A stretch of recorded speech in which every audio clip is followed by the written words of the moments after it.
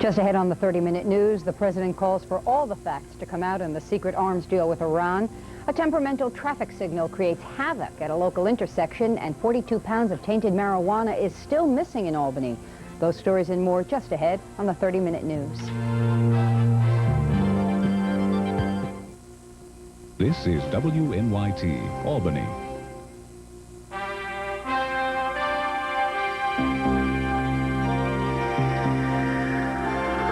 Ed Dague, meteorologist Herb Stevens, and Bob McNamara with sports. This is the 30-minute news. Good evening, I'm Benita Zahn. Ed Dague has the night off.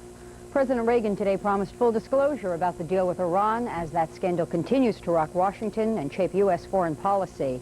With the controversy continuing over the Iran arms deals and the diversion of its profits to the Contra rebels in Nicaragua, President Reagan today appointed a special review board to look into that matter. Bill Grudy reports from the White House. The president told the board members their job will be to determine how the National Security Council handled the Iran arms sale and whether the NSC should get involved in similar diplomatic operations in the future. Mr. Reagan said the board will have the means to conduct a complete investigation. And I want to assure you and the American people that I want all the facts to come out. The chairman of the board, former Senator John Tower, promised an investigation that will be objective and timely. We don't intend to hurry the process on the one hand, yet if there are institutional reforms to be recommended, they should be made in a timely fashion. As the review board set about its business, Senate Republican leader Robert Dole increased the pressure on the president to call a special session of Congress so a joint committee can be set up to get the congressional investigation underway quickly. There is a national agenda that must be addressed next year, and I don't believe we're going to address anything until this is complete. Democrats like the idea of a joint committee, but not the special session. In my judgment, a special session would only add to an atmosphere of hysteria and crisis. The president says he still does not know whether a special session of Congress will be necessary. That is under discussion, and there's been no decisions yet, but we want to work with the Congress. Bill Grudy, NBC News, the White House. And in light of all of this controversy, a new Harris poll shows the public's confidence in the president is at its lowest level ever. Only 46% of those surveyed gave the president a favorable rating. Lieutenant Colonel Oliver North, the national security staffer fired for his role in the Iranian arms deal, reported for duty as ordered today at the Marine Corps headquarters in Washington. A Marine Corps spokesman said North was spending the morning dealing with paperwork and had not yet received new assignment. President Reagan relieved North from his NSC assignment last week. About 100 corrections officers set up picket lines today at the Great Meadow Prison here in Washington County. Union leaders charged belt-tightening and staff cutbacks have made the facility unsafe. That charge is being denied by corrections officials. Corrections officer Glenn Brewer says a strike would be illegal, but they're concerned about the ratio of corrections officers to inmates. A third of our population is key block status, so disciplinary problems. And we need the people to back up in order to back us up when there's a major altercation, which we do not have. They've drained the well. There's nothing to draw from. However, Corrections Department spokesman says that's not true, saying the issue is sick leave and the workload. The spokesman told us the guards at Great Meadow are safe. The corrections officers say if they don't get any response, they'll take their pickets to the governor's mansion. A two-car accident in Albany earlier tonight is calling attention to a dangerous intersection. Julie Fusella reports a temperamental traffic signal on Washington Avenue at the entrance to I-90 is causing area drivers a lot of headaches. This is the problem. Flashing lights instead of a regular traffic signal, and sometimes no lights at all. That's been the dangerous traffic situation for the last several days at the intersection of Washington Avenue and the entrance to I-90. Today that situation came to a head. Albany police say 3 accidents happened here within the space of 12 hours. This was the worst. A car driven by 21-year-old Antoinette Verdi of Rochester was hit by an Albany man on his way home from work. I had the caution light, and as I slowed up, she came through the blinking red light, and I just nailed her. Other drivers agree those flashing lights make it a dangerous intersection. Last Saturday when I come out to visit my brother, traffic was just like it is now, 5 o'clock traffic. This was at night around 7 o'clock. When I came to a stop, traffic was backed up so bad that the guy behind me almost went right through my trunk. Niagara Mohawk says the problem is that the transformer at the Fuller Road substation has been overloaded since the new I-90 entrance opened, but the situation will be remedied tomorrow. It was like plugging in something too heavy on an extension cord that wasn't designed to handle it. It didn't blow the fuse, but it overloaded the extension cord.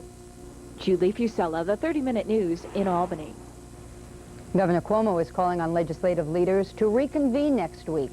One of the issues the governor wants addressed is what to do with the extra money the state will collect as a result of federal tax reform.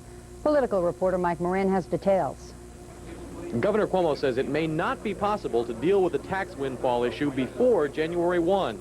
But he says New Yorkers should be confident that all of the state tax increase caused by federal tax reform will be returned to them. I haven't heard no voice in the leadership of the Senate or the Assembly that disagrees with me when I say let's get the money back. Now, exactly how you do it is very, very difficult to know. It's a hard technical problem. This is what's happening.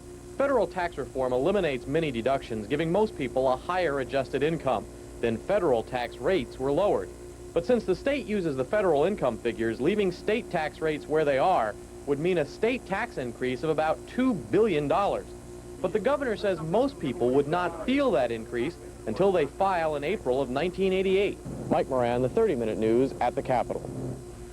It's been a year since New York State raised its legal drinking age to 21. And today, the State Motor Vehicles Commissioner announced the move has, in fact, lowered the number of alcohol-related fatalities among younger New York drivers. Alcohol-related deaths among young adults are down 44% since the age limit was raised. Clearly, 21 has worked. Many teenagers in New York State are alive today because New York wisely chose to raise its alcohol purchase age a year ago today. Thousands of families have been spared a needless tragedy when a young family member was injured or killed, and more young people are alive today to enjoy the bright future that lies ahead of them. Aducci says other factors in those year-long results include the mandatory seatbelt law and tougher DWI enforcement. In tonight's Money Info segment, it'll cost $5 more to enter the United States. Today marks the day travelers will be hit with an extra $5 charge to enter this country. The fee added to the cost of a passenger ticket will pay for immigration inspections. It's part of the Reagan administration's program of charging users for the cost of special government services rather than asking taxpayers to subsidize it. The fee will be waived for those entering from Mexico, Canada, and certain Caribbean islands. We may like to complain about the woes of having to earn a living, but a nationwide survey by Media General Associated Press suggests we don't mind working as much as we say we do. In fact, a whopping 90% of those polled say they like their jobs. 1/3 say it's the job itself, 1/4 says it's their co-workers who make it fun, and only about 12% say they like to work because of the money. The 1986 Financial Factbook surveyed 60,000 American households, asking them what kind of loans they held. 43% said they have credit card balances, 42% hold mortgages, and 36% either have a loan or a lease on an automobile. And just ahead, state police search for tainted marijuana, and cabbies get angrier in Rensselaer County. The 30-Minute News is brought to you in part by Empire Blue Cross and Blue Shield.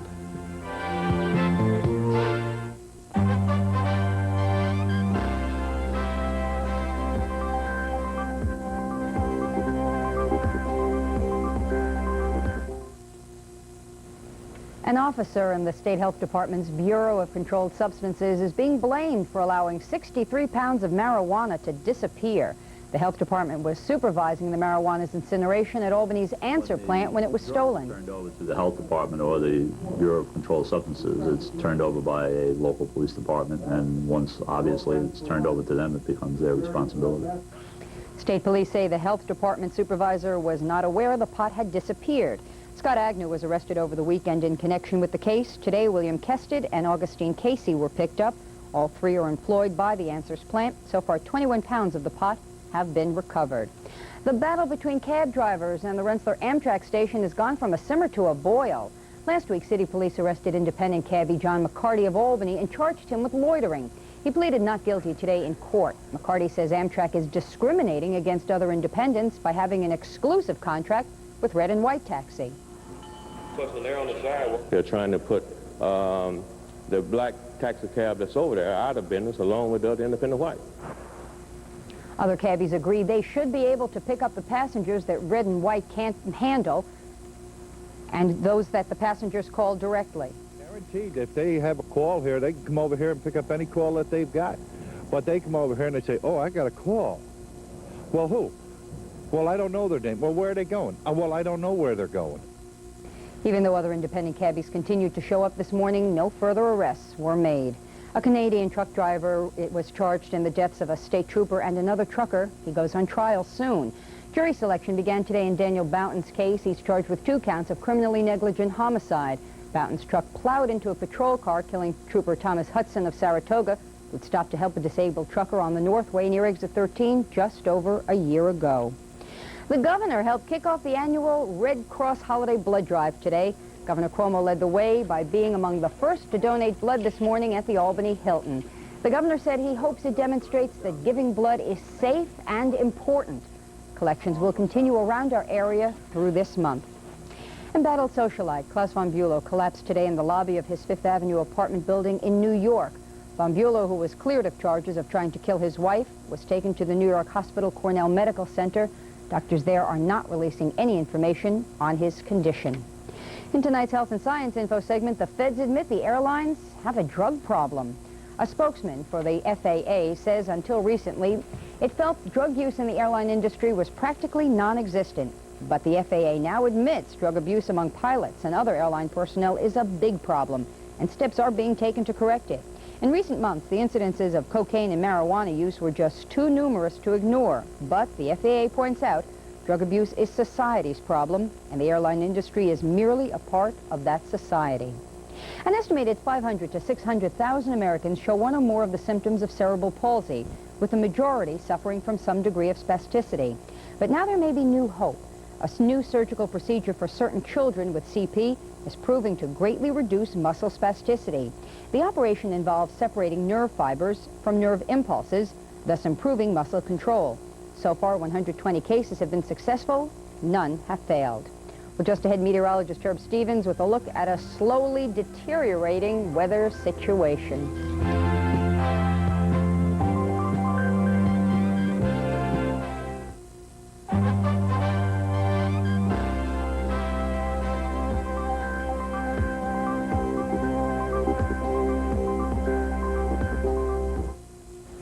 Hawaii's Kilauea volcano, the world's most active volcano, continues to pump out hot lava at the rate of 500,000 cubic yards a day. A smoldering red hot river 7 miles long is pouring out of the mountaintop and down into the sea. It's a spectacular show that's attracted over 3,000 spectators this past Saturday. The lava destroyed 9 homes last week, and it now threatens at least 5 more. The river of molten rock is unbelievably hot, 2,000 degrees, and it consumes everything in its path. The question, of course, remains, will the storm that Herb is going to tell us about, is that going to consume us and all of our attentions come the midweek? It's going to drench us. It's not going to consume us, I don't believe. That lava is amazing. The pictures there showed the roadbed, the asphalt is actually on fire. The lava sets the road on fire, which is difficult to conceive. That's hot. Anyway, we'll go to the other side of the coin and talk about cold rain coming, and that's coming our way tomorrow night. And during the day on Wednesday, we will start out with a little bit of that wintry mix, as we like to call it, though, before it goes over to rain. Today's high 32 degrees, the low 15 right now. Mostly clear skies. There are some cirrus clouds. I almost said thin cirrus, but I tried to say it in one word. Cirrus clouds at about 25,000 feet, but you can see the stars still. 22 degrees, the dew point's 18. The wind right now, wandering in from the north, 5 miles per hour. The barometer has started to fall. Very large high-pressure areas off to our northeast right now. And there's been no precipitation at the Albany County Airport. It looks like about sunset a little bit after tomorrow before we have to worry about any precipitation. And I will walk in front of November 86. Let's take a look back at last month. First of all, the temperature ended up 3.6 degrees below normal. We had a temperature of 35.7, the average temperature through the month. It was a cold month. Water, I call it water because you have to count the sleet and freezing rain and the snow and melt it all down to get the water total. 4.62 inches of water. We were 1.5 inches above normal. A wet month, cold and wet. It was a snowy month. We had nearly twice as much snow as we ordinarily would in the month of November. We had 8.3 inches, and we had just a little bit less than normal sunshine. We'll call it a normally sunny month. So it was colder than normal, wetter than normal, snowier than normal, with about the same kind of sunshine that you would expect. Now, let's take a look at the 1st of December, 11 p.m. Temperatures in the teens, 20s, and the 30s. It is clear, allowing radiation and cooling.